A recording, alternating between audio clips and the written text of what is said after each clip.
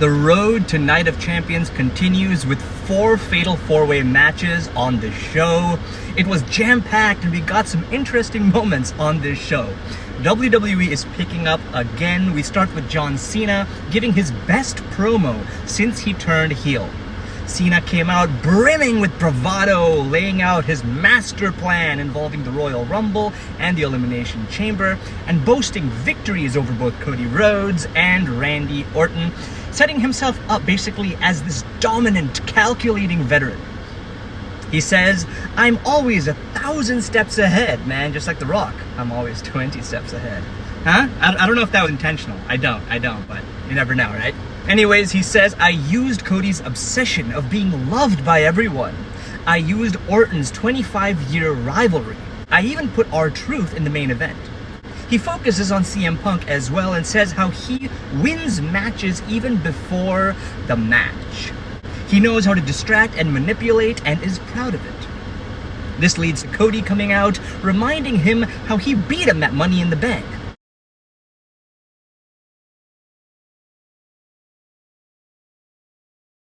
Then Randy Orton comes out saying how he had Cena beat at Backlash until a certain someone, R-Truth, got involved. One thing to note here is that Orton said how he is ready to do whatever it takes to get the championship, even if it means going through Cody Rhodes, whom he calls a brother. An interesting tease right there about what might be to come. Then surprisingly, LA Knight also comes out, man. We didn't expect this. He says how he's willing to take down the Viper, a Nightmare, and a genius balding bitch, John Cena, to prove he's champion worthy. Obviously, he was sarcastic when he called John Cena a genius. This was a good segment, which hints at the fact that John Cena has his work cut out for him. We go straight into our first Fatal 4-Way match. Now let's jump into the matches and then I'll get into the promos that we saw during the night. So the first Fatal 4-Way match had LA Knight, Randy Orton, Carmelo Hayes, and Aleister Black. A fun match with a cool ending. Bronson Reed and Braun Breaker interfere in the match, taking LA Knight out of the mix. Then Carmelo Hayes is about to do it, but gets hit with a sudden RKO. Orton wins the match in this awesome finish. This means we are getting Randy Orton versus Sami Zayn, which is pretty awesome. Sometimes I like face versus face matches. It brings a certain level of depth and nuance to the WWE product. Same with heel versus heel matches. You need that once in a while.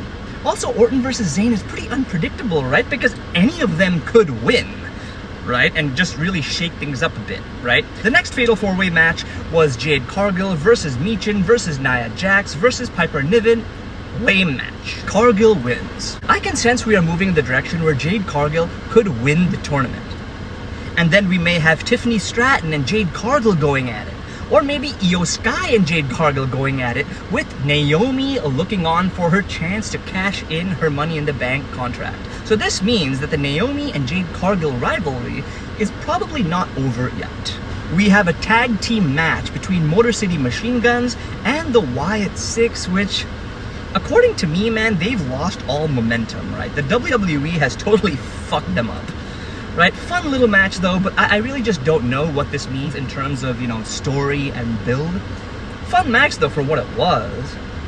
Then it's our next women's Fatal 4-Way qualifying match with Alexa Bliss versus Charlotte Flair versus Alba Fire versus Candice LeRae. This was okay. The finish was creative and surprising though. Alexa Bliss wins the match. In other words, not Charlotte Flair. That's a breath of fresh air. This was required, in my opinion, right? Every now and then you need something surprising, right? And Alexa Bliss winning, it's surprising. I don't know how many people saw that coming, and it really just shakes things up. And, Charlotte Flair just winning all the time, I think people are bored of that, I think it's time for Charlotte Flair to put others over. She's had her moments in the WWE. Okay, so the main event. And then we will get into the promos and what I broadly feel about this episode. So long story short, to just speed things up a bit, Cody Rhodes wins the final men's Fatal 4-Way match of the night. That was expected, though I must say there were a couple surprising moments, okay? Shinsuke Nakamura actually gets pretty close to winning. I mean, yeah, kind of random, right? Cody gets put through a table by him, fun match overall. Even Damian Priest had his moments. It was a good match, right? It was just really expected that Cody Rhodes would win the match. And now I think going forward, Bronson Reed may win his men's Fatal 4-Way match, right? And we might get Bronson Reed versus Cody Rhodes, because in that match, it seems like Bronson Reed is probably the only one who seems like could win that, considering the whole Seth Rollins thing's going on, and they're trying to showcase them as a dominant force. Or LA Knight will interfere in that because Bronson Reed interfered now, and Bronson Reed interfered now because LA Knight interfered on Raw. So I mean, I wonder how long they're gonna go with this, but like, yeah, either Bronson Reed is winning his Fatal 4-Way match, setting up Bronson Reed versus Cody Rhodes, or LA Knight is getting involved in that, and we're just gonna have this back and forth going on. So now the other segments. So Ron Killings, aka R-Truth, is a new man. He attacks John Cena after the first segment. He then attacks John Cena later on. We are gonna have Cena versus Ron Killings next week on Smackdown.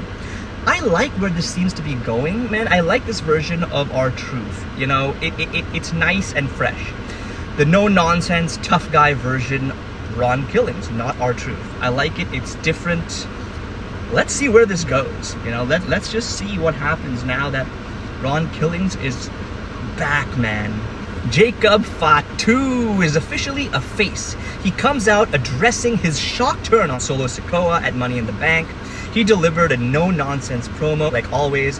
What I admire about Fatu is how he effortlessly has just won over the fans. It seems so organic, right? And that's the thing, man. He came to the WWE as a heel. He was always a heel, but the fans just love his badass style.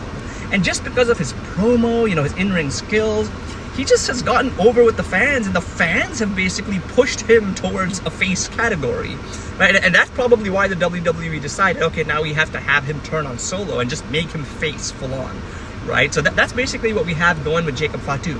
So it's cool to see a badass face. We need more of that, more badass faces. You know what I mean? Usually we just have like Bronson Reed, who's a heel. We have Braun Breaker, who's a heel. Also, Braun Breaker is also loved by the audience. So nowadays, they're blurring the lines when it comes to these heels, where the fans can love heels. Man, they love Seth Rollins. He's a heel. So yeah, the whole heel-face dynamic is getting very blurred. There's a certain level of nuance these days in the WWE, which I like. Anyways, continue with this segment. Jacob Fatu basically says, just because your family doesn't mean you can take credit for my work. He says how Solo undermined him, making it clear that this attack of Jacob Fatu was no impulsive attack. It was a calculated move to demand respect and claim his own legacy. Man, the way Fatu just speaks, man, it feels so damn original. I love it. Solo appears on the Titantron and essentially says how Jacob is who he is because of him, right? And obviously Jacob Fatu is not happy to hear this. Solo ends by saying how they will meet face-to-face next week in the ring, and if Jacob Fatu says, I love you, Solo, then Jacob Fatu will be allowed to join Solo Sikoa once again. As if Jacob Fatu wants that, right? Jacob Fatu has made up his mind. He's going on his own now. He doesn't give a shit about Solo Sikoa, and obviously Solo Sikoa is playing some game. He's gonna have some backup on SmackDown next week, and Jacob Fatu might get his ass whooped by whoever that person is. Although it's difficult to imagine Jacob Fatu getting his ass whooped. But Solo Sikoa definitely has some ill intention. He's coming across like, oh man, I'll give you another chance. No, that's not what it is. Naomi cuts a promo. She's on fire right now. She brags about the win. She shames the fans. She warns the women's champion, I'm watching you and I'm ready to drop this briefcase on your head. Tiffany Stratton shows up and said Naomi just talks big but never actually does anything. Nia Jax then comes out and attacks Tiffany Stratton from the back. Right, Naomi then rushes into the ring, man. This is her opportunity to, cash in. Obviously, we get that tease, but Jax blocks her way and Naomi wisely backs off, knowing that it's not going to happen tonight, right? So now we are going to get these regular teases every now and then, and that makes things exciting when it comes to the briefcase situation, right? We like seeing these teases, and ultimately when someone does cash in the briefcase, it's like, oh my God, they did it, right? So, cool. I love this version of Naomi. And yeah, that's that. Now, John Cena and CM Punk. This was a great segment. It starts with Cena, speaking against R-Truth, then CM Punk interferes. CM Punk tries to bring Cena to his senses. He shifts the focus to Cena's long-standing rivalry with CM Punk, adding a new layer of conflict, man. He goes into flashback mode, basically. He tells Cena how he is behaving like how he once behaved. CM Punk reminds him how he left the WWE with the WWE Championship, just like how Cena is threatening at the moment. He says how he tried to ruin the business, and now Cena wants to, just ruin wrestling. CM Punk of present promises that he will save wrestling from John Cena. And he also reminds Cena that Cena could never beat him. Punk mocks Cena's desire for respect and celebration, suggesting Cena's trying to just avoid reality and is afraid of facing the harsh truth, no pun intended, about himself and his legacy. Punk tells Cena, "You're a GOAT, but I'm the GOAT you'll sacrifice to wrestling gods." Meanwhile, Cena continues just abusing the fans. Cena dismisses everything but the WWE title, refusing to eat crow, he says, for fans or Punk, reinforcing his no-nonsense, championship-focused mindset. This was great. After Punk leaves, R-Truth attacks Cena from behind. Man, this is the second attack of the night, right? Anyways, this segment overall was nostalgic, right? This segment, the beginning segment, and the main event were the highlights of the show for me, right? Overall, a good show. Things are picking up in the WWE. Cena's heel turn is finally starting to feel exciting, man. There's some momentum. I'm also liking the, whole Jacob Fatu scenario as well, along with Naomi. Things are happening in the WWE now, right? We have Seth Rollins on Raw, Braun Breaker, Bronson Reed. Things are picking up. And this episode of Smackdown, it was nice. We got 4 Fatal 4-Way matches and a tag team match. A lot of Fatal 4, maybe, there was no singles match. That's kind of crazy. But it was a fun match because they could focus more on promos, right? Since they had less matches with more people in them, right? So they definitely push certain stories forward, and this does make me curious to see what's next. And so that's that, folks. That's my review of Smackdown. Please do subscribe, like, share my videos, see my previous wrestling content, ladies and gentlemen. Until next time, peace out. Bye.